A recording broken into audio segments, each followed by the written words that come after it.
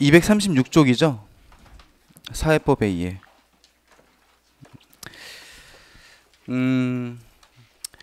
사회법이라는 법은 단일 법은 아니에요.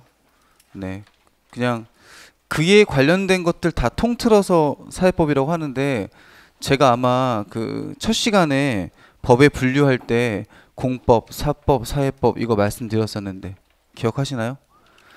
우리 지금 몇 번째 시간이에요? 6번째인가요? 5번째인가요? 6번째인가요? 어쨌든 되게 많이 한 것 같은데. 되게, 우리 언제 봤죠? 월요일 날. 오늘 금요일. 좀 됐는데 왜 엊그제 본 것 같은 기분이지? 너무 자주 왔어. 자, 그때 제가 공법과 사법의 중간 영역이다. 그래서 원래는 사적인 영역인데 공적 제재를 한 것이다. 이렇게 아마 말씀을 드렸을 거예요. 네, 그 부분입니다. 오늘 할 부분이. 자, 일단 사회법은 의미 그대로 써 있네요. 개인 간의 사적 영역에 국가가 개입하여 공법적 규제를 가하는 법. 거기 사회법의 종류를 보면 노동법, 경제법, 사회보장법, 환경법 이런 것들이 써 있어요. 그럼 예를 들자면, 자, 노동에 관련해서 사용자와 피용자가 국가와 개인 간의 관계는 아니잖아요. 그죠? 개인과 개인이죠. 근데 개인과 개인이지만 사회적 약자가 피용자잖아요. 그래서 그들을 보호하기 위해서 사적인 영역에 국가가 공적 개입을 하는 거죠. 뭐 경제도 마찬가지죠. 독점 규제라던가 독과점 규제 같은 거 할 때 공정거래법처럼 그런 경우에도 판매자하고 소비자가 국가와 개인은 아니잖아요. 전형적인 사적 관계잖아요. 그러나 국가가 공적으로 개입하는, 그러니까 그런 것들이 이 사회법 영역에 해당합니다. 자, 그래서 사실 우리가 거기 사회법의 종류에 노동법, 경제법, 사회보장법, 환경법 이런 것들이 있다 정도만 알면 되죠. 거기에 뭐 예의 근로기준법, 노동조합 및 노동관계조정법, 뭐 소비자기본법, 독점 규제 및 공정거래 관한 법률, 이 법을 다 외울 필요는 없어요. 네, 이거 외워서 쓰라고 하는 문제는 안 나오잖아요. 그죠? 그리고 대충 딱 보면은 노동에 관련된 법이구나, 경제에 관련된 법이구나, 또는 사회보장에 관련된 거라면은 뭐 국민연금법, 그 다음에 국민건강보험법, 기초생활보장법 딱 봐도 대충 이게 어떤 영역이구나라는 게 알게 되죠. 그죠? 그 정도만 아시면 됩니다. 자, 그러면 소비자부터 볼게요. 사실 소비자에 관련해서 문제가 출제되는 포인트는 그 237페이지에 나와 있는 심화 플러스에 소비자의 8대 권리 있잖아요. 그 부분이고, 그다음에 소비자 그 피해에 관련된 구제 절차, 요 정도가 나올 텐데, 자, 일단 소비자의 8대 권리는 제가 일일이 읽어드릴 필요는 없을 것 같아요. 이거 그냥 거기 보면 예를 들어 안전할 권리 나와 있잖아요. 그러면은 안전할 권리라고 하면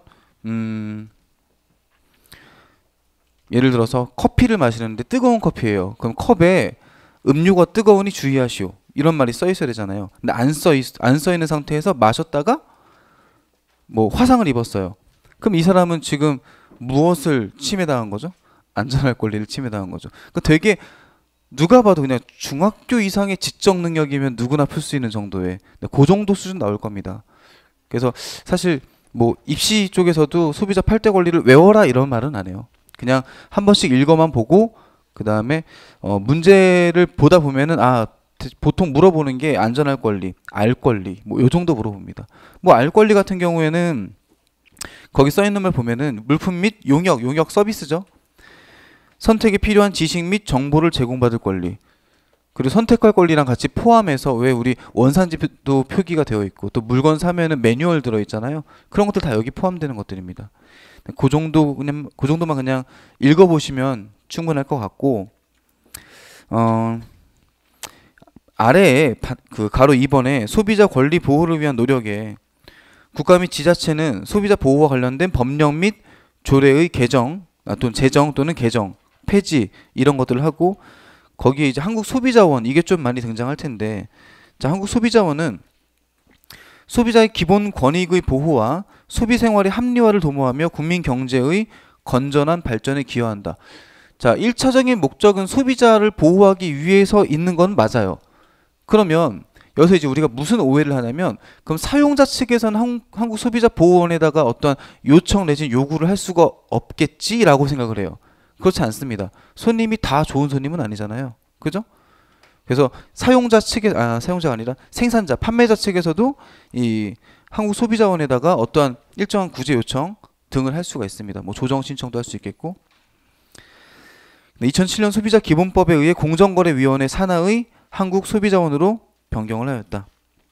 그 다음에 아래에 소비자분쟁조정위원회, 이제 양 당사자 간에 이 협의가 안 된 경우라면, 협상이 안 된 경우라면 조정을 신청할 수 있는데 그것을 담당하는 곳입니다. 소비자보호원장의 제청으로 공정거래위원장이 임명하는 소비자 및 사업자 단체 대표와 법조계, 의료, 자동차, 보험, 제조물 책임 등의 전문가 50인으로 구성된 준사법기관이다. 그다음 공정거래위원회 많이 들어보셨죠? 국무총리 소속의 행정기관이자 합의제 준사법기관으로 시장 지배적 지위 남용이나 과도한 경제력 집중, 불공정 거래 행위 등을 규제하는 곳. 이것을요, 나와 있는 뭐 한국소비자원, 분쟁조정위원회, 공정거래위원회 이 내용들 다 암기하실 필요는 없습니다. 그냥 읽어본 적 있어, 본 적 있어, 요 정도만 하시면 돼요. 자, 중요한 거는 소비자가 피해를 받았을 때 구제 절차인데, 다음 페이지에 보면요, 일반적 절차를 잠깐 볼게요. 자, 일반적으로 소비자에게 피해가 발생하게 되면은 1차적으로는 가장 중요한 게 사업자에게 보상을 요구하는 게 제일 좋아요. 당사자 간의 합의죠. 네. 그러니까 판매자와 그 다음에 구매한 소비자 둘 사이에서 1차적으로 사업자에게 구제를 요청을 합니다. 그러면 사업자는 이 보상 여부를 2주 이내에 알려주기만 하면 돼요. 첫 번째 단계가 사업자에게 보상 요구하는 거죠.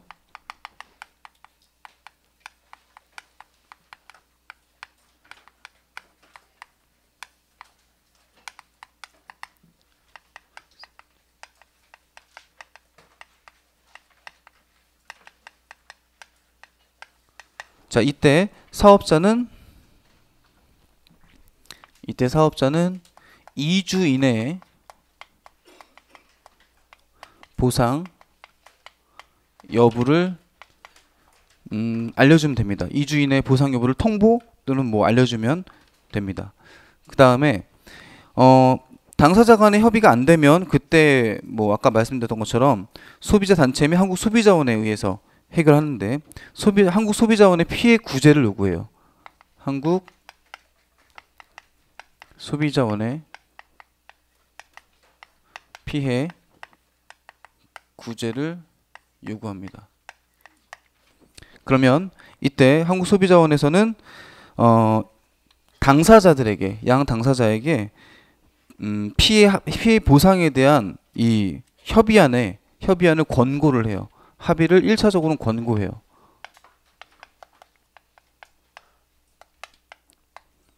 그러니까 강제력은 없는 거죠. 권고사항이니까 권고하고, 만약에 합의가 안 되면 미합의 시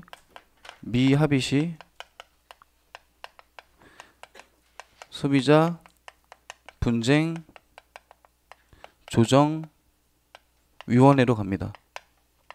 소비자 분쟁 조정 위원회에 가서 조정을 요청을 하는 거죠.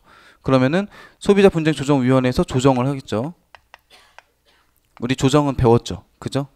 양 당사자 간에 협의가 안 될 때 제3자가 나서서 이 권고적 효과가 있는 권고사항을 얘기를 하면 그에 대해서 수락을 하는 경우라면 재판상 화해의 효과, 만약에 안 하면은 조정이 수락되지 않는 경우, 합의가 안 되는 경우라면은 소송을 가는 거죠. 이게 일반적인 그 소비자 피해에 관련된 구제 절차입니다. 자, 거기도 이제 1, 2, 3, 4 해서 이렇게 나와 있죠. 그죠? 자, 그 다음에 여기는 간단하게 볼게요. 자, 아래에 3번에, 가로 3번에 소비자의 철회권이라고 있어요. 원래 민법상에서는 청약과 승낙의 의사가 합치되면은 계약이 성립하잖아요. 그럼 계약이 성립하고 난 이후에는 일방적으로 취소했을 경우에 위약금을 물게 되죠. 그죠? 그렇게 해가지고 이 거래 당사자들을 서로 간에 보호하는 또는 어느 정도 강제성을 부여하는 그런 역할을 하는 건데, 예외적으로 이 소비자 보호 관련법에서는 소비자가 뭐 충동 구매를 했다거나 내지는 사고 난 다음에 뭐 또 변심을 한다거나 이런 경우에 철회를 할 수 있도록 예외적으로 인정을 해줘요. 계약의 철회. 그게 이제 소비자의 철회권인데, 자 거기 보면은 거기 밑줄 한번 쳐보죠. 할부 거래, 그 다음에 방문 판매, 전자상 거래, 통신 판매. 할부 거래, 그 다음에 방판, 그 다음에 전자상 거래, 온라인 거래죠. 전자상 거래, 통신 판매의 경우에는 일정 기간 소비자에게 철회권을 부여합니다. 무한정 주는 건 아니에요. 일정 기간 동안 철회권을 부여합니다. 철회 기간은 할부 판매인 경우에는 계약서를 받은 날로부터 일주일, 네, 즉 재화를 공급받은 날로부터 일주일. 그 다음 방판 같은 경우에는 2주입니다. 계약서를 받은 날로부터 14일 이내에 철회가 가능합니다. 그 일주일하고 14일 요 정도는 좀 외워주시는 게 좋아요. 바꿀 수도 있거든요. 뭐 할부 판매를 14일로 바꿀 수도 있고, 그런 부분은 좀 암기를 해주시는 게 좋겠죠. 다음, 철회권의 제한 같은 경우에 소비자에게 책임 있는 사유로 재화 등이 멸실, 없어진 경우죠. 그런 경우 당연히 안 되겠죠. 그 다음에 재화 등의 내용을 확인하기 위해 포장 등의 훼손은 철회가 돼요. 그러니까 이거 뜯었다고 교환 안 됩니다, 이런 건 안 됩니다. 네, 뭐 제품 확인을 해야 되니까. 자, 그러나 복제가 가능한 재화 등의 포장 훼손은 철회가 불가능합니다. 그래서 우리 그 휴대폰 중에서 요새는 다 그렇지 않습니까? 휴대폰 그 케이스 딱 열고 스티커 떨어지면은 더 이상 그 교환 안 되잖아요. 그죠? 그거는 이 전자기기 같은 경우는 디지털 기기는 다 복제가 가능하니까, 그래서 그런 것들은 또 개별법에서 철회 못하게 이렇게 막아놓는 거죠. 다 철회할 수 있는 건 아닙니다. 그러니까 항상 이론은 그래요. 이론은. 근데 현실적으로 쉽지 않죠. 그 다음에 소비자가 재화를 사용하였거나 일부러 소비하여 현저히 가치가 떨어진 경우, 뭐 한참 사용하고 뭐 신발 같은 거 한참 신고 다니다가 갑자기 바꿔달라고, 뭐 이런 경우도 안 되겠죠. 그죠? 그래서 지금 236페이지부터 시작해서 238페이지까지 내용은 그냥 일반적인 내용이에요. 여기는 뭘 외워야지 이렇게 공부를 하실 필요는 없고, 그냥 여러 번 그냥 읽는 정도? 그 정도로 넘어가시면 됩니다. 출제는 아마도 239페이지에, 여긴 정말 중요해요. 제조물 책임법. 네, 여기서 아마 출제가 될 겁니다. 사회법에서 문제가 나온다면 제가 봤을 땐 2포인트예요. 여기나 아니면은 그 노동에 관련된 분쟁, 네, 그 부분에서 출제가 될 것 같은데, 일단 제조물 책임법. 자, 이거는 제조물에 결함이 생겼어요. 그로 인해서 이 소비자가 생명, 신체, 재산상의 피해를 입은 경우에, 그런 경우에 그 제조물을 공급한, 그 제조물을 만든 사람이 책임을 지는 거죠. 배상 책임을 지는 것. 이게 제조물 책임법이에요. 자, 목적을 보면 여기 좀 글이 좀 이 법조문으로 나와가지고 좀 어렵게 느껴질 수 있는데, 제가 쉽게 한번 풀어볼게요. 제조물의 결함으로 인하여 발생한 손해에 대해 제조업자 등의 손해배상 책임을 규정함으로써 피해자의 보호를 도모하고 국민 생활의 안전 향상과 국민 경제의 건전한 발전에 기여한다. 여기까지는 딱 취지를 알겠죠? 그죠? 제조물의 통상적으로 기대되는 안전성을 결여한 결함으로 사람들이 일반적으로 이 제조물을 사용했을 때 생각할 수 있는 안전성은 있잖아요. 그죠? 그리고 그냥 정말 막 사용하면은 폭발의 위험이 있을 수 있거나, 또는 뭐 파손에 의해서 다칠 수 있거나, 이런 것들은 우리가 일반적으로 생각할 수 있는 그런 기대 수준이잖아요. 그걸 넘어가는 경우라면 안 되겠지만, 그게 아닌데도 불구하고 그에 의해서 신체나 생명, 뭐 또는 제조물 그 자체 외에 다른 재산에 손해가 발생한 경우에는 손해배상 청구가 가능하게 그렇게 해놓은 것이 이 제조물 책임법이에요. 단 거기 제조물 자체에 발생한 손해는 제조물 책임의 대상이 아니다. 그러니까 예를 들어서 제품을 사용하다 제품이 폭발을 했어요. 그럼 제품 자체가 이 결함이 생긴 거잖아요. 제품 자체는 당연히 파손이 됐겠죠. 그로 인해 제품은 제외시키고 그로 인해 다친 사람 또는 뭐 옆에 있는 물건이 같이 파손됐다던가 뭐 그런 경우에 그것도 대상이 된다는 얘기죠. 알겠죠? 자, 그 다음 소비자 보호 목적은 소비자의 과실 입증에서 결함 입증으로 변화하였다. 그래서 인과관계 추정, 무과실 책임 원칙, 거기서는 무과실 책임 원칙이 제일 중요한 말입니다. 지금은 일단 이렇게 들으시고 제가 나중에 정리를 해볼게요. 무과실 책임 원칙이 제일 중요한 얘기예요. 우리 무과실 책임 원칙 앞에서 나왔던 거 하나 있었어요. 기억나시나요? 공작물 소유자의 책임. 그것만 무과실이었죠? 법과정치 전범위에서 무과실 딱 2개 나와요. 그 공작물 소유자의 책임이랑 그 다음에 제조물 책임법. 그래서 나올 확률이 되게 높죠. 2개밖에 안 나오니까. 자, 내용을 보면요. 자, 거기가 제일 중요하네요. 제조업자는 제조물의 결함으로 인하여 생명, 신체 또는 제조물 그 자체 외의 다른 재산에 손해를 입은 자에게 그 손해를 배상해야 한다. 여기까지는 이해되시나요? 이 문장은 다시 제조업자는 제조물의 결함으로 인하여 생명, 신체 또는 제조물 그 자체 외의 다른 재산, 제조물 그 자체는 당연히 뭐 이렇게 교환을 해준다던가 해야 되잖아요. 그거는 제외하고 그 외의 대상에 대해서 손해를 배상해야 한다. 이때 쉽게 먼저 말씀을 드릴게요. 좀 어렵게 느끼시는 것 같은 느낌이라 이렇게 하면 됩니다. 자, 지금이랑은 조금 먼 얘기인데 겨울에 전기장판을 깔고 자잖아요. 추우니까. 그 전기장판을 깔고 이렇게 자고 있는데 그냥 일정 온도에 맞췄어요. 딱 취침하기 좋은 온도에 맞춰놓고 잤는데 이 온도 조절 기능이 우리가 일반적으로 요 온도에 맞춰놓으면 요 정도까지만 온도가 올라가고 계속 유지가 되겠지라고 생각을 하잖아요. 그게 안전성에 대한 기대치죠. 근데 나는 적정 온도로 해놨는데 이 온도 조절 기능이 고장이 나가지고 화상을 입었어요. 그럼 이때 이거에 대한 배상을 물어야 되잖아요. 그죠? 이 배상 책임을 제조사에게 묻는다는 얘기예요. 그러면 그 제조사가 배상을 한다는 게 기본 취지인데 이때 그럼 소비자는 뭘 해야 되느냐? 내가 이 제품을 사용함으로 인해서 피해를 입었어 라는 거 당연히 입증을 해야 되겠죠. 그리고 제조물의 결함도 입증을 해야 돼요. 그게 조금 어렵죠. 이 제조물의 결함으로 인해서 내가 손해를 입었어 라는 거예요. 근데 그 부분은 좀 약간 의아할 수도 있어요. 어떻게 일반적인 사람이 이 메커니즘을 어떻게 다 알고 이걸 어떻게 입증을 하지? 라는 생각을 할 수도 있습니다. 그거에 대해서는 대법원 판례가 있는데 이건 이따 문제 풀면 제가 다시 말씀을 드리고 원칙적으로는 그렇습니다. 원칙적으로 소비자가 제품의 결함이 있음을 입증을 해야 돼요. 이 결함 때문에 내가 피해를 입었어 라는 걸 입증을 하면 그때 입증 책임이 전환이 됩니다.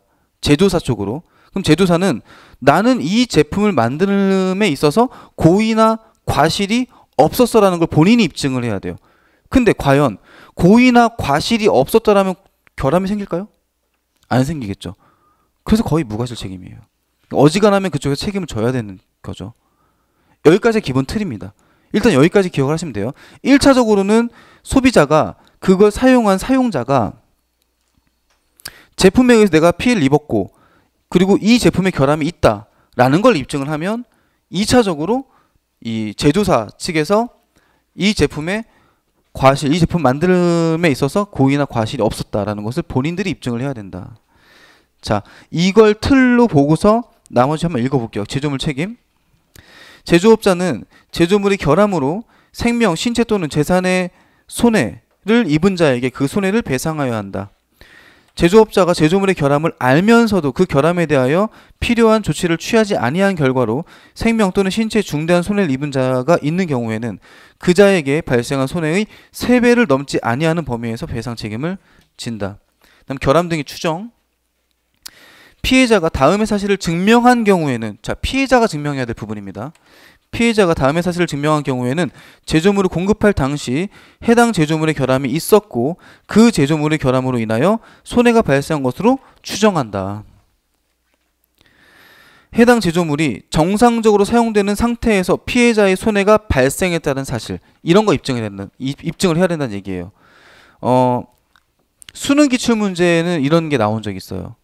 수능 기출 문제 같은 경우 단원별로 매번 출제가 되잖아요. 근데 공무원 문제는 10문제밖에 안 나오니까 전범위에서 어디가 나올지 모르잖아요. 랜덤으로 나오니까. 수능 기출 문제에 그 애기들 타고 다니는 보행기 있죠? 이렇게 쏙 들어가면 막 자유자재로, 맞나? 바퀴 여러 개 달려가지고 막 이렇게 움직일 수 있는 거.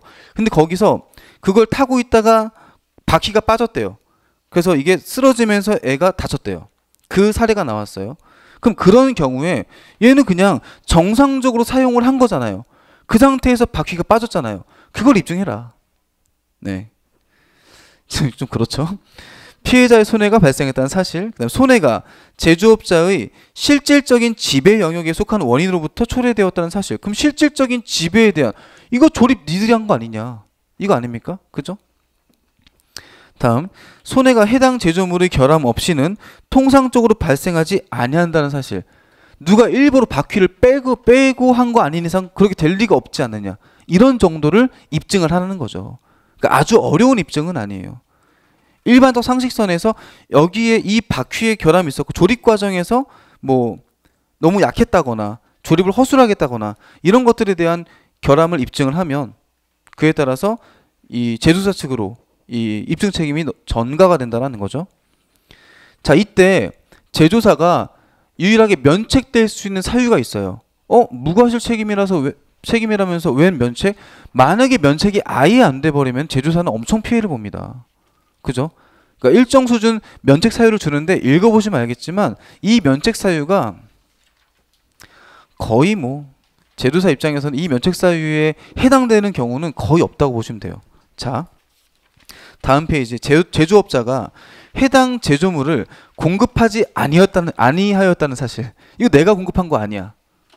그럼 당연히 책임 안 지겠죠? 그죠? 두 번째, 현대 과학기술로는 이 결함의 존재를 절대 알아낼 수 없었어. 이것도 쉽지 않죠. 근데 이런 사례가 있어요. 그게 뭐냐? 급발진. 차량 급발진. 지금 그거 거의 배상이 안 되죠. 근데 실제 급발진이 일어나잖아요. 근데 그게 뭐 여담이지만 제 동생이 그쪽 관련된 일을 하거든요. 그 반도체 제작하는 전형적인 공돌이에요. 네, 저랑 완전 뇌구조가 다른데 그쪽에서 그런 것들을 반도체를 만드는 일을 하는데 이게 급발진하고 있는 동안에는 그 현상을 잡아낼 수가 있는데 급발진하고 난 다음에 신고가 들어 조사를 하면은 찾아낼 수가 없대요. 네, 왜냐면 시동이 켜져 있는 상태에서 저도 잘 모르겠어요. 뭐 소송 당하는 거 아니야? 그 자동차의 그 미세한 진동 때문에 제품에 결함이 생기는데 그게 그 당시에는 잡아낼 수 있지만 시동이 꺼지고 나면 안 된다는 거죠. 그거를 이제 제조사 입장에서도 사실 인정할 수 있는 부분인데 인정을 해버리게 되면 워낙에 파급 효과가 커버리니까 이건 현대 과학기술로 입증이 안 된다. 그런 측면으로 지금 면책되고 있는 거죠. 사실 쉽지는 않아요. 그렇게 아주 예외적인 경우를 제외하고는 거의 뭐. 그 다음에 제조물의 결함이 제조업자가 해당 제조물을 공급한 당시의 법령에 정하는 기준을 준수함으로써 발생하였다는 사실. 즉 나는 법에 따라서 이걸 만들었는데 그럼에도 불구하고 이런 결함이 나타났어. 그러면 그 사람 책임 안 져요. 근데 그 법에 따라서 했다라면 절대 그런 결함이 발생할 수 없어요. 법을 그렇게 허술하게 만들어 놓지 않으니까. 다음, 원재료나 부품의 경우에는 그 원재료나 부품을 사용한 제조물 제조업자의 설계 또는 제작에 관한 지시로 인하여 결함이 발생하였다는 사실. 그러니까 지금은 여러 개의 그 원재료나 그 부품들이 결합되어서 제품이 하나 만들어지잖아요. 그런 경우가 많기 때문에 그런 경우에 그것을 사용한 제조물 제조업자의 설계 또는 제작에 관한 지시로 인해서 결함이 발생하였다는 사실. 그러니까 이건 책임 소재가 좀 애매하죠. 네, 누구에게 책임을 전가해야 되는지. 여러분들은 이걸 다 외우실 필요는 없고요. 그냥 실제 문제 출제되면 어느 정도 수준만 나오냐면 누가 이것 때문에 피해를 봤어요? 소비자는 뭐 해야 되지? 요 정도예요. 이때 소비자는 이 제품의 결함에 의해서 내가 피해를 보았어. 요 정도만 입증하면 된다는 것만 찾아내면 되고 이에 대해서 제조사 걔네는 뭘 해야 되지? 걔네는 본인들에게 과실이 없음을 입증하지 못하는 한 무조건 배상을 해야 돼. 그 정도 수준만 아시면 됩니다. 네. 특히나 이런 개별법 같은 경우에는 아주 디테일하게 들어가서 안 나와요. 그러니까 괜히 긴장하실 필요 없어요. 아이씨, 이걸 내가 어떻게 다 알아야 돼? 이거 법대 출신도 몰라요. 이거는 이거 해당 관련된 그 분야에서 일하는 사람들만 공부하는 법이지, 실제 법대 가도 헌법, 형법, 민법, 상법, 각종 소송법 이런 거밖에 안 배워요. 이런 것들은 개별법이기 때문에 그냥 취지, 목적, 이거 왜 만들었지? 그 다음에 구제 절차, 소비자는 뭘 해야 되지? 이때 사용자는 판매자는 뭘 해야 되지? 그 정도만 아시면 됩니다. 이따 문제를 한번 확인해 볼게요. 그럼 제조물 책임법은 우리가 꼭 기억해야 될 것이, 자, 첫 번째, 제조물 사용에 의해서 피해를 본 경우 피해자는 그 제조물의 사용으로 인해 피해를 보았고 이 제조물에 결함이 있기 때문에 내가 피해를 보았다라는 것을 입증을 하면, 그에 대해서 판매자 측에서는 본인들에게 고의나 과실이 없음을 입증하지 못하는 한 무조건 배상 책임을 지는 무과실 책임을 진다. 요 정도까지만 기억하시면 됩니다. 됐나요? 자, 그 다음에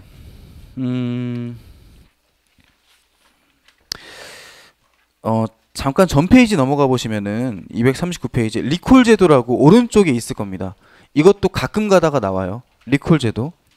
자, 이 리콜 제도는 요새 좀 그 BMW가 좀 문제가 있죠. 네. 제 차도 불안하게 타고 다니는데. 자, 리콜 제도는 소비자의 생명이나 신체 또는 재산에 피해를 줄 우려가 있는 결함 상품에 대해서 사업자가 상품의 결함을 스스로 인정을 하고 리콜, 다시 불러들이는 거죠. 무상 수리를 해준다라던가 무상 교환을 해준다라던가. 그래서 이게 제조물 책임법과 리콜 제도의 성격이 달라요. 제조물 책임법은 사후 처방적이죠. 일어나면은 그때 가서 배상을 해주는 거잖아요. 근데 리콜 제도는 사전 예방적 성격이 강해요. 거기 써 있죠. 네, 예방적 성격이라고. 그래서 이걸 가장 좋은 것은 자신들이 사람이 만드는 제품 무조건 결함이 생길 수밖에 없지 않나요? 완벽한 제품이 어디 있겠어요? 그것을 미리 알아채고 먼저 리콜을, 즉 그런 거 우리는 자발적 리콜이라고 하거든요. 자발적 리콜하는 경우 가장 이상적이고, 만약에 자발적 리콜을 안 해요. 그러면은 정부가 강제로 명령을 합니다. 그걸 리콜 명령이라고 해요. 그런 경우에는 이제 강제로 리콜하는 경우가 있겠죠. 오히려 리콜을 하는 회사가 고객들한테는 더 신뢰도가 높아요. 왜냐면은 결함을 알아채는 것도 기술이죠. 그들의 실력이 좋다라는 거죠. 됐나요? 리콜까지 알아두시면 될 것 같아요.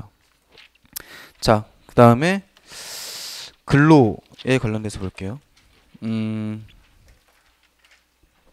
자, 일단 근로권은 우리 헌법상 보장되어 있는 거죠. 그래서 우리 헌법에 사회권에 보면은 사회권에 근로권이 있어요. 근로권. 그래서 이 근로권은 그 성격이 어떤 성격이냐면, 왜 우리가 일을 할 수 있는 권리라고 하잖아요. 그러면은 가끔 이렇게 오해하는 분들이 계시는데, 그럼 일을 할 수 있는 권리, 국민은 모두 일을 할 수 있는 권리가 있고 국가는 이것을 보장해야 할 의무가 있잖아요. 그러면 내가 지금 실직당했으니까 국가에게 내가 직업을 요구하면은 나에게 직업을 주겠네? 그렇게 따지면 우리나라에는 실직자가 한 명도 없죠. 실업자가. 그럼 이것은 뭐냐면 국가가 최대한 국민들의 생존권적 기본권, 사회권 보장을 위해서 최대한 일을 할 수 있는 장을 만들어주겠다라는 국가의 추상적인 의무이고, 또 우리는 추상적인 권리일 뿐이죠. 직접적으로 나 직장 주세요라고 요구할 수 있는 권리가 아닙니다. 그게 아니라 우리 여기서 공부할 필요가 뭐가 있습니까? 네, 그죠? 나는 이런 거 좋아해. 나 이런 적성이 맞으니까 이런 걸로 줘. 뭐 이런, 그죠? 안 되겠죠. 자, 그런 게 근로권이고요. 이 근로권은 열악한 근로 환경 문제를 해결하기 위해 20세기 사회권이 가장 현대적 권리인데, 이 사회권이 명시된 것이 1919년에 독일의 바이마르 헌법이라고 있어요. 1919년이면 20세기잖아요. 그죠? 20세기에 들어서 비로소 처음으로 이 등장한 게 이 사회권이에요. 그러니까 가장 현대적 권리가 되겠죠. 자, 그다음 밑에 근로의 권리. 자, 노동 기본권. 헌법이 규정하고 있는 근로권과 노동 3권을 의미하고요. 방금 말씀드린 독일의 바이마르 헌법에서 처음 이 명시가 됐습니다. 그 배경은 경제민주주의의 실현. 요새 많이 나오죠? 경제민주주의. 사회적, 생활적, 생활권, 생존권적 기본권에 우리는 통틀어서 사회권, 인간답게 살 수 있는 권리 이렇게 생각하시면 되고요. 자, 그 다음에 근로권에 대한 이 성격은 아까 제가 말씀드렸어요. 그게 이제 법적 성격에서 구체적 권리가 아니다. 뭐 이런 말 써 있죠. 네, 그걸 제가 쉽게 풀어서 말씀드린 거고. 자, 3번에 보면은 거기 별표 하나 쳐보죠. 노동 3권, 근로 3권. 이게 가장 많이 나올 거예요. 근로 3권.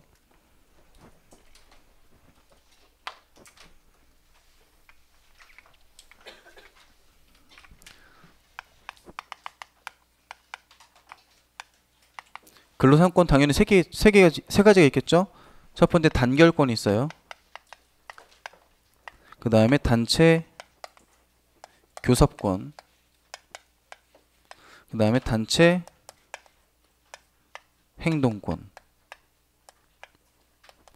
자, 먼저 단결권은 노조를 결성할 수 있는 권리 이렇게만 기억하시면 됩니다. 우리 어렵게 공부할 필요 없어요. 그냥 쉽게 노조를 결성할 수 있는 권리. 노동조합을 만들 수 있는 권리예요. 네. 자주적으로 노동조합을 설립할 수 있는 권리. 다음 단체 교섭권은 조합원이 단결하여서 사용자와 교섭이라는 말 자체가 어떤 목적을 이루기 위해서 서로 간에 어떤 합의안을 도출하기 위해 회의하는 그런 것들은 교섭행위라고 하죠. 그거를 할 수 있는 권리입니다. 그러니까 원칙적으로 노동자 개인이 근로자 개인이 사장한테 가가지고 사장님 저랑 뭐 면담 좀 하시죠. 그럼 사장 무조건 들어줘야 됩니까? 사장이 면담하는 사람은 아니잖아요. 싫어 할 수 있어요. 근데 이 사람이 노조의 일원으로서 노조의 대표의 권한으로 교섭을 요구하는 경우라면 사장은 경영인은 그것을 거부할 수가 없어요. 만일 그것을 거부한다면 근로 3권 침해죠. 그죠? 이따가 배우겠지만 그런 것을 우리는 부당 노동 행위라고 합니다. 네, 그러니까 정당한 사유 없이 거부 또는 회피할 수 없는 그런 것이 단체 교섭권이에요. 그 다음에 단체 행동권은 그냥 말 그대로 액션 취하는 거죠. 각종 쟁의 행위할 수 있는 권한이에요. 쟁의 행위라고 하면 뭐 파업, 태업, 보이콧, 피켓팅 여러 가지 것들이 있죠. 그런 것들을 의미하는 겁니다. 다만 이것이 무한정 막 쓸 수 있는 건 아니에요. 자, 일단 단체 행동권을 행사함에 있어서 정치적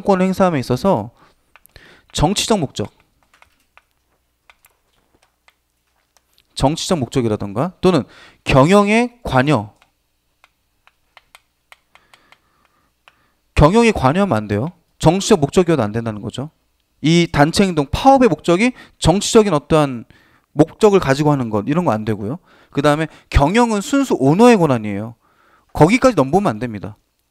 네, 그냥 본인들의 어떤 근로 조건이라던가 복지 향상 이런 것들에 대해서 요구를 해야지 경영을 잘하네 못하네 이런 거 가지고 왈가왈부할 수는 없어요. 경영에 관여한다거나 또는 폭력적이면 안 돼요. 네, 그러니까 이런 경우라면은 제약이 되겠죠. 또 하나 단체 행동권이 특정한 직업군에는 또 제한이 됩니다. 특정한 직업군, 뭐 예를 들어서 제한, 자, 교원, 교육직 공무원, 그 다음에 국가 중요 방위산업체,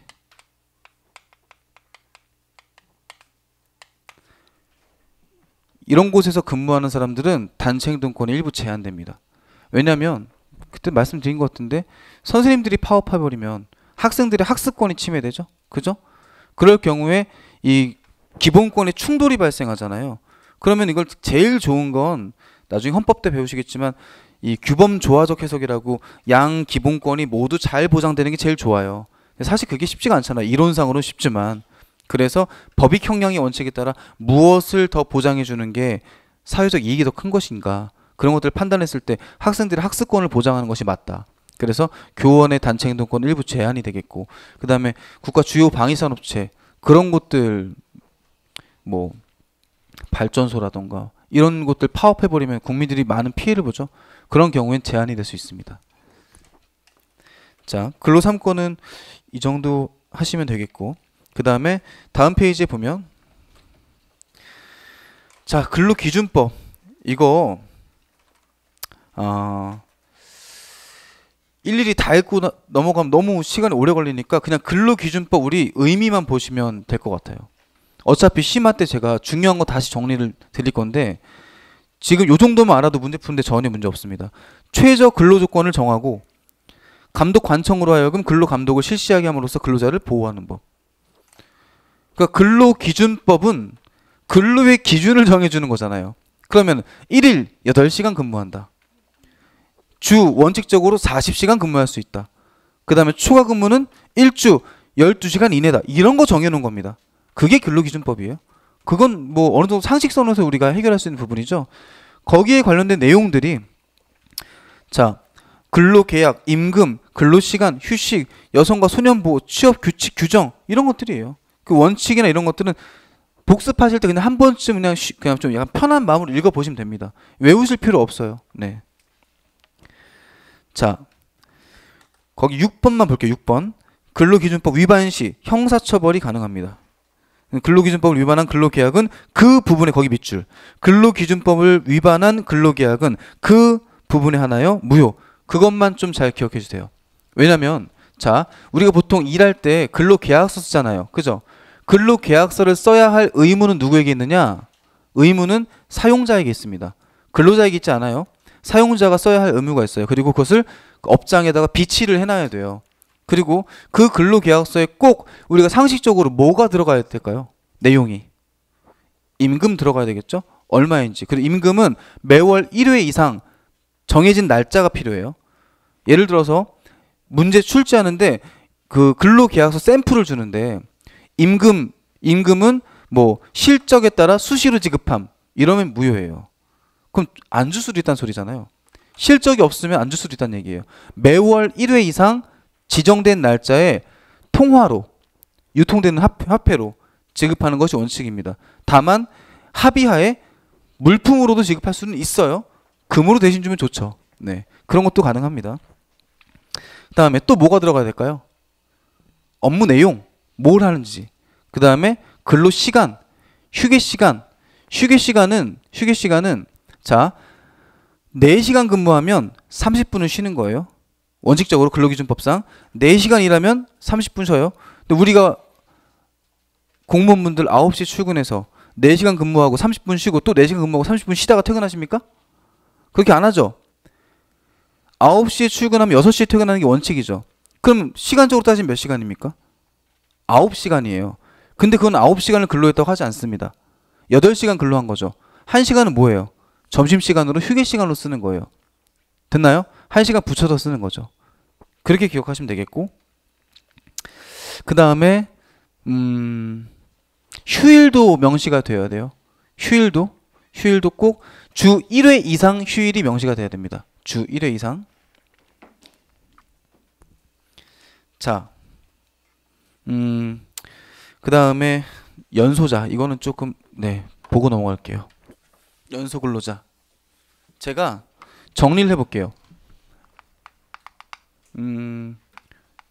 연소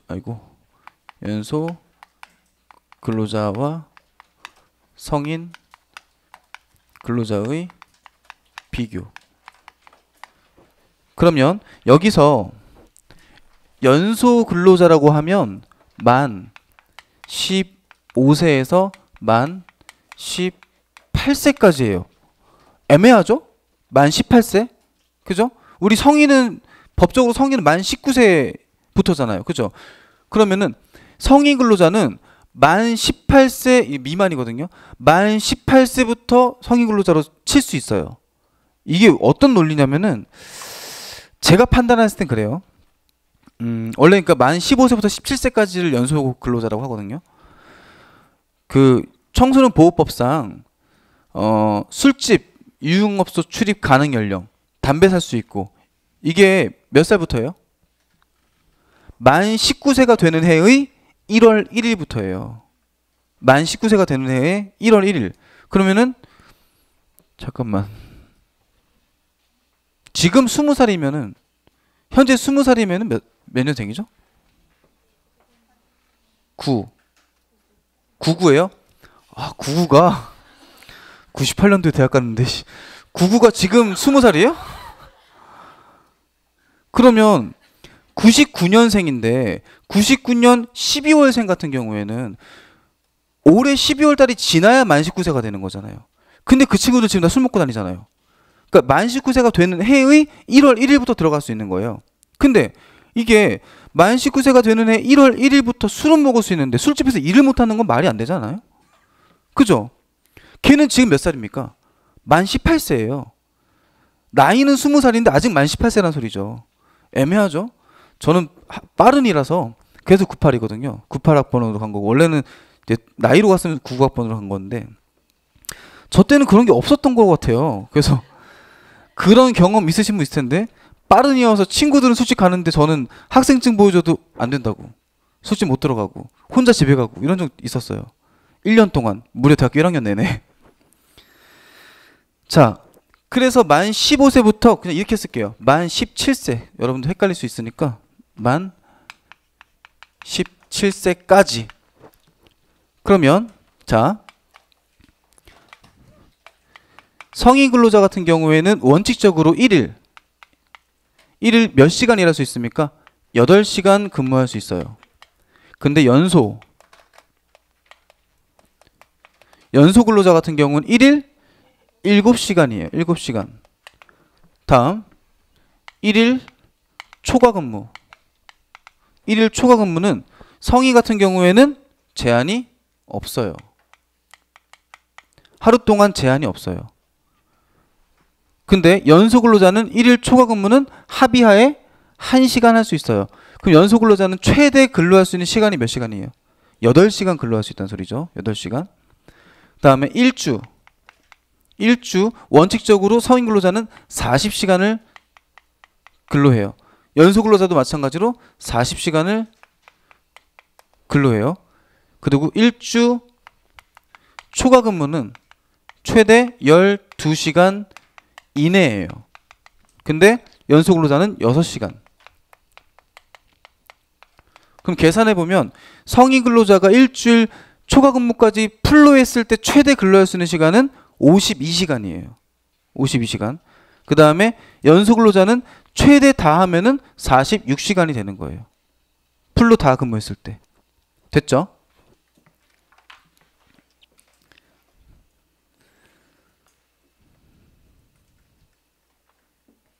자, 그 다음에 아래 뭐 최저임금법에서 최저임금 그냥 이런 것들 한번 읽어보시면 됩니다. 이런 거 잘 안 나와요. 그 다음에 다른 건 됐고요. 지금 여기서 저희가 기본 개념서 그 같이 쓸 때 최대한 자세하게 쓰려고 노력을 했거든요. 왜냐면은 이걸 가지고 심화 때 다시 쓸 수 있기 때문에. 그래서 지금 개념 파트 할 때에는 이거 다 보고 넘어가면은 너무 시간도 오래 걸리고 좀 비효율적이라서 일단은 나올 것만 제가 중요한 것만 먼저 할게요.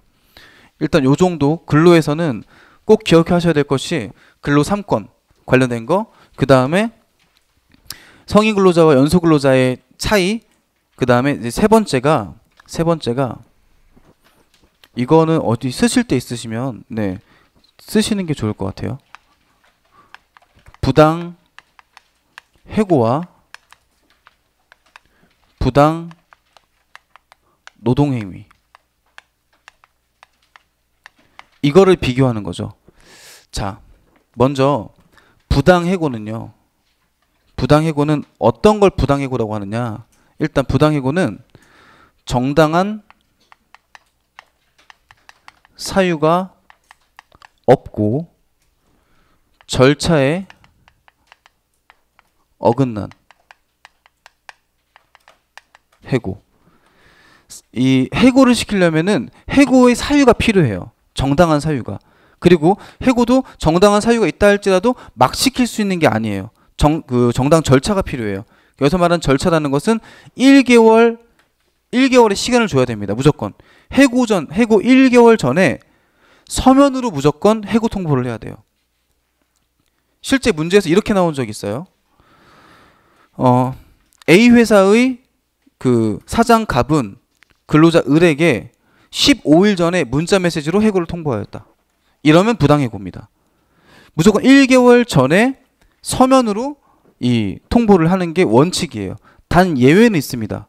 예외는 1개월의 시간을 주지 않고 서면으로 통보를 하는데 서면 통보하면서 당장 내일부터 나오지 마세요. 대신에 제가 1개월치 통상 임금을 드릴게요. 꿀이죠. 그 월급 받고 한 달 동안 쉬다가 일 구해서 가면 되는 거잖아요. 그러니까 그게 목적이에요. 왜 1개월의 시간을 주냐면은 중간에 갭 없이 여기서 일하는 동안에 다른 데 구해놓고 바로 이제 일할 수 있도록 그 시간을 주는 거거든요. 그래서 정당한 사유가 있어야 되겠고 절차에 맞는 그런 해고를 해야 되는데 그렇지 않고 해고라는 경우엔 부당 해고가 되고요. 다음 이 부당 노동행위는 근로 3권의 침해. 근로 3권을 침해하는 경우예요. 근로 3권을 침해 또는 근로 3권 행사에 따른 불이익. 근로 3권 행사에 따른 이유로 불이익을 주는 경우예요. 아예 근로 3권을 행사하지 못하게 만들거나 또는 근로 3권 행사에 따른 이유로 예를 들어 파업 참여했다고 인사상 불이익을 준다던가 이런 것들 또는 뭐 노조에 가입했다고 해고를 시켜버린다던가. 그래서 불이익이라는 건 되게 여러 가지가 있겠죠. 뭐 감봉도 있겠고 정직도 있겠고 전직도 있겠고 또 인사상 불이익도 있겠고 아예 해고를 시켜버린 경우도 있겠고 이게 다 부당 노동행위에 해당합니다. 이거 두 가지 완벽하게 이해하셔야 돼요. 부당 해고랑 부당 노동행위는 완전히 다르죠. 그죠? 그러면 이때 부당 해고의 대상은 근로자예요. 절대 노동조합은 부당 해고의 대상이 되지 못해요. 어떻게 단체를 자릅니까? 사람을 자르는 거죠. 이해되셨나요? 부당 해고의 대상은 근로자예요. 여기서 말하는 근로자란 다 근로자가 아니에요. 사업자에게 종속적 관계에 있어야 되고 급여 생활자여야 하며 지시를 받고 일을 해야 돼요. 그럴 때 근로자라고 해요. 그 위에 있는 사람도 근로자가 아니죠. 그러면은 뭐 전무, 상무 이런 사람은 근로자라고 보지 않습니다. 네. 자, 그다음 부당 노동행위는 근로자도 되고 그 다음에 노조도 됩니다. 노동조합도 부당 노동행위의 대상이 돼요. 이것 가지고 문제를 아예 바꿀 수도 있어요. 꼭 기억하셔야 됩니다. 부당 해고는 근로자, 부당 노동행위는 둘 다 가능하다. 자, 그럼 이렇게 부당 해고 내지는 부당 노동행위를 당한 경우 어떻게 구제를 하느냐. 자, 1차적으로 지방 노동위원회에 구제 신청을 합니다. 지방노동위원회에 구제 신청을 해요. 그럼 여기서 구제를 받은 경우, 그래 너의 해고는 부당해고가 맞아 라고 인정을 해준 경우라면은 뭐 쉽게 갈 수 있겠죠. 자, 근데 만약에 지방노동위원회에서 구제가 안 됐어요. 그럼 어디로 넘어간다? 중앙노동위원회로 갑니다. 재심 신청을 할 수 있어요. 중앙노동위원회. 자, 중앙노동위원회에서 구제 신청을 했는데 재심 신청을 했는데도 불구하고 구제가 안 됐어요. 그러면은 행정소송 가요. 자, 여기서 약간 어려운 게 잠깐만요. 자, 첫 번째 제가 경우의 수를 말씀드릴게요. A 회사가 있고 자, 사용자가 갑이고요. 그 다음에 피용자 근로자겠죠? 을이에요.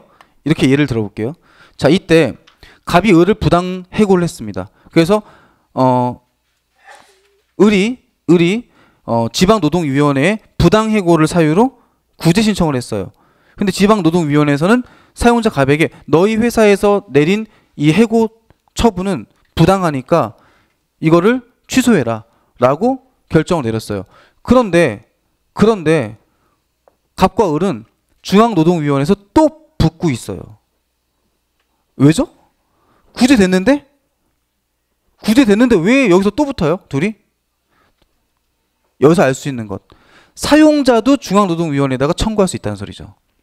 즉 여기서 을이 이겼는데 사용자가 인정 못한다, 내가 한 건 부당 해고가 아니다 라고 하면서 중앙노동위원회에다가 다시 신청을 한 거예요. 재심 신청을. 그러니까 경우의 수가 있겠죠. 을이 이겨서 갑이 신청해가지고 들어오는 경우도 있겠고, 또는 여기서 아예 끝날 수도 있어요. 여기서 그래 갑 네가 내린 해고 처분은 이건 위법한 거니까 취소해라. 오케이 알았어. 이렇게 되는 경우도 있겠고, 아니면 여기서 갑이 내린 해고 처분은 부당하지 않다. 그러면 얘가 을이 한 번 더 할 수 있겠죠. 됐나요? 그 경우의 수까지 기억을 하시고, 자, 그 다음에 부당노동위원회에 구제 신청을 했는데도 불구하고 안 됐다. 근데 소송을 갔는데, 아니 왜 갑자기 행정소송이야? 민사소송도 아니고. 갑과 을은 개인과 개인이잖아요. 개인과 개인인데 왜 뜬금없이 민사가 아니라 행정소송이냐. 여러분들이 지금 앞에 원래는요 행정법이 나와야 되는데 행정법이 삭제된 지가 한 3년 정도 됐어요. 행정법이 없어졌어요. 그걸 배우고 넘어왔으면 좀 더 쉬울 텐데 삭제가 됐거든요. 근데 그걸 지금 모르는데 이걸 보니까 지금 뭐지 이렇게 되는데, 자, 개인과 개인이 아니라 이때는 어떻게 하는 거냐면요, 자, 중앙노동위원회의 위원장을 상대로 소송을 거는 거예요.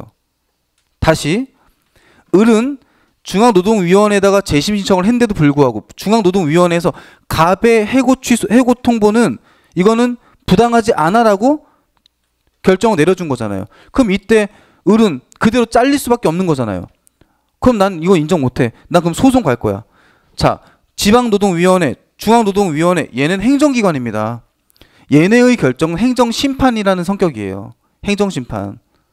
여러분이 약간 좀 친숙해야 될 부분들이죠. 공직에서 일을 하시려면. 이건 행정심판이고 얘는 사법부의 심판이에요. 아예 다른 개념이에요. 그러면 1, 2, 3심? 아닙니다. 이거는 별개로 이때부터 1심이에요. 행정소송 가면 1심이에요. 근데 왜 행정소송이다?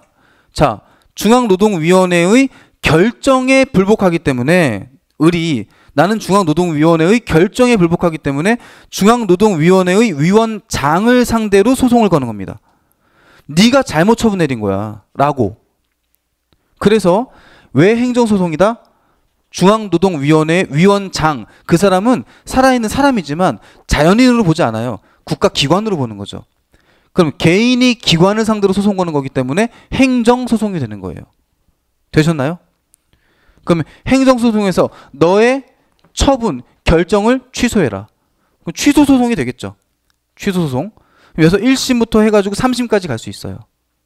됐나요? 이게 구제 절차입니다. 그런데 통상 부당해고 같은 경우에는 이러한 루트를 거쳐서 구제를 받는 경우도 있지만 다이렉트로 민사소송도 갈 수 있어요. 이때 민사소송은 누구를 상대로 하겠습니까? 회사를 상대로 하겠죠. 회사를 상대로. 소송의 이름은 해고 무효 확인 소송. 해고 무효 확인 소송. 그러면 부당해고는 가능한데 부당노동행위는 안 되느냐? 가능은 합니다. 근데 왜 우리가 일반적으로, 여기까지만 하고 잠깐 쉴게요. 자, 집중. 일반적으로 우리가 부당해고는 이 진호위, 중노위, 행정소송 요렇게 가지 않고 민사소송, 즉 해고 무효 확인 소송으로 갈 수 있다라고 말을 하는데, 일반적으로 부당노동행위는 안 된다라고 말을 해요. 왜냐면 얘는 무조건 해고잖아요. 그죠? 얘는 무조건 결과가 해고를 당한 거잖아요. 그러니까 해고 무효 확인 소송이 되는 거죠. 근데 부당노동행위가 무조건 해고예요? 아니다 그랬잖아요. 감봉도 있고 인사상 불이익도 있고 정직도 있고 많잖아요. 그러니까 부당노동행위는 안 된다라고 말하는 거지, 만약 부당노동행위에 의해서 해고를 당했다, 그럼 할 수 있겠죠. 됐죠? 구분하는 것은 자, 사례글에서 뭐 갑의 단체 행동권을 제한했다던가 또는 단체 교섭권을 제한했다던가 아니면 이 근로상권을 행사했다라는 것 때문에 불이익을 주었다던가 이러면 무조건 부당노동행위입니다. 그 결과가 해고라 할지라도 그건 부당노동행위에 의한 해고이지 부당해고가 아니라는 얘기지. 이해되셨어요? 자, 하나만 더 볼게요. 우리 저기 240페이지에 환경계약이라고 있습니다. 환경계약. 옐로우독 컨트랙트라고 써있죠. 그죠? 옐로우독 누렁이. 네. 그냥 말 그대로 환견이에요. 누렁이. 네. 이게 뭐냐면 그걸 이제 미국에서는 누렁이를 뭔가 비굴함의 상징? 뭐 이런 걸로 보는 것 같아요. 우리가 약간 정서가 다르니까. 이거는 계약할 때 근로계약을 할 때 채용을 해준다라는 얘기, 채용을 하는 것을 채용을 해주면서 노조에 가입하지 않으면 널 채용할게. 그러니까 원천 봉쇄해 버리는 거야. 그 뭐냐? 너 내가 시킨 대로 해. 괜히 깝치면서 노조에 가입해가지고 그걸 하지 말고. 이런 게 환경계약이에요. 자, 이거는 그러면 질문. 이거는 근로 3권 중에 무엇을 침해하는 걸까요? 노조에 가입하지 못하게 하는 거잖아요. 그죠? 단결권을 침해하는 거죠. 어찌됐든 환경계약도 부당 노동행위가 되는 거예요. 그럼 만약에 이 계약서를 쓰고 난 다음에 계약서를 쓴 을이 추후에 노조에 가입해서 노조활동을 했다는 이유로 해고를 시켰어요. 그럼 그건 뭐예요? 부당 노동행위에 따른 해고가 되겠죠. 됐나요? 그러면 이렇게 계약서를 썼을 때 계약서에 무효인 사유가 있으면 자, 계약서 썼을 때 계약서에 무효인 사유가 있으면 이 계약은 전부 무효일까요? 일부 그 부분만 무효가 됩니다. 왜? 전부 무효화 시켜버리면 누가 피해볼까요? 채용된 그 사람의 채용까지 무효가 돼버리기 때문에 근로자가 피해를 보죠. 그래서 그 근로자에게 불공정한 부분만 일부 무효입니다. 원래 민법상 계약서에 무효 사유가 있으면 전부 무효예요. 근데 예외적으로 이 근로계약 같은 경우 일부 무효화 시키는 겁니다. 이해되셨나요? 오케이. 네, 됐습니다. 잠깐 쉬었다가 우리 문제 몇 문제만 풀어보고 바로 사회문화 넘어갈게요. 네.